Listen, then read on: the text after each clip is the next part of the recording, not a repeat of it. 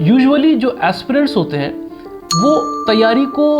Bifurcate कर देते हैं प्रीलिम्स और मेंस में, और हमने अक्सर देखा है कि लोग तैयारी करने के 1 या 1.5 साल बाद अपना पहला आंसर लिखते हैं, या बीच में लिखते भी हैं तो लिखने के बाद 1 हफ्ते बाद ड्रॉप कर देते हैं लिखना कि पहले प्रीलिम्स पढ़ लेते हैं, तैयारी हो जाएगी तो आंसर लिखना आ ही जाएगा। And this is one of the biggest mistakes aspirants commit. आप जाके देखिए जितने भी टॉपर्स हैं पिछले 10 सालों में, सब लोग कहते हैं कि रोज आंसर लिखो, लेकिन आंसर लिखना is one of the most challenging parts in UPSC preparation, क्योंकि ना मोटिवेशन मिलता है, और जब मोटिवेशन हो तो राइट गाइडेंस ना मिलने की वजह से वी लूज आवर वे कि लिख तो लिया, सिर्फ 2 पन्ने लिख लेना काफ़ी नहीं है। लेकिन we at Ashoka care IAS ensure कि बच्चे पहले दिन से आंसर लिखें। हमारे यहाँ बच्चा रोज आंसर लिखता है तो 1 साल बाद जब उसका प्रीलिम्स क्वालिफाई होता है तो वो इस कंडीशन में होता है कि वो सारी निटी गिटीज जानता है आंसर के बारे में, एक अच्छा आंसर क्या होता है, उसकी क्या खासियत होती है